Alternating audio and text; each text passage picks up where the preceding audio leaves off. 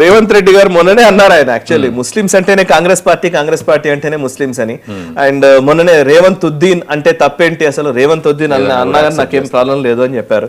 So మరి ఆ మాట నిలబెట్టుకోవాలి కదా, అందుకోనేమో మరి తెలియదు కానీ ఒక జీవో రిలీజ్ చేసింది తెలంగాణ ప్రభుత్వము. ఆ జీవో ఏంటంటే 4 గంటల లోపు 4 గంటల తర్వాత అంటే బేసికలీ రంజాన్ నెల మొదలైంది కాబట్టి ఇప్పుడు రంజాన్ నెలలో ముస్లిం సోదరులందరూ కూడా నమాజులు చేసుకోవాలి. రోజా విరమించే టైం సాయంత్రం అయితే అవుతుంది. సో అందుకోసమే వాళ్ళకు ముందస్తుగా ఎంప్లాయీస్ ప్రభుత్వ ఉద్యోగులు కానీ ఎవరైనా ఉంటే కనుక వాళ్ళకి 4 గంటలకే వాళ్ళు డ్యూటీ వదిలేసి వెళ్ళిపోయే విధంగా ఒక జీవో ఇష్యూ చేస్తారు 4 రోజులు. ముస్లింలు ప్రార్థనల నిమిత్తం వాళ్ళ కోసమని ఈ వెసులుబాటు కల్పిస్తూ తెలంగాణ ప్రభుత్వం నిర్ణయం తీసుకుంది. అఫ్ కోర్స్ ఎవరిదైనా సరే నమ్మకమే, ఇందాక మనం అన్నాం కదా నమ్మకం చాలా ఇంపార్టెంట్. డెఫినెట్లీ ఆ నమ్మకాన్ని మనం గౌరవించాలి, వాళ్ళ ప్రార్థనల్ని మనం గౌరవించాల్సింది డౌట్ ఏం లేదు.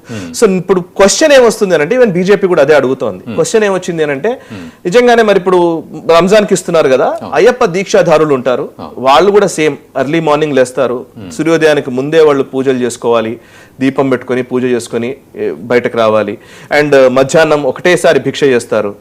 ఓకే, వాళ్ళ ఆ భిక్ష కూడా వాళ్ళ ఇంటి నుంచి ఎక్కడి నుంచో తీసుకురావడము అన్ని కష్టాలు ఉంటాయి. వాళ్ళు ఏదో గుళ్ళల్లో అక్కడో ఇక్కడో తీసుకుని తింటారు, భిక్ష అంటారు, అందుకే దాన్ని భిక్ష అది. సో అక్కడే తింటారు. సో సాయంత్రం పూట కూడా వాళ్ళు సూర్యాస్తమయం కాగానే వాళ్ళు కూడా దీపం పెట్టుకోవాలి, అల్పాహారం తీసుకోవాలి.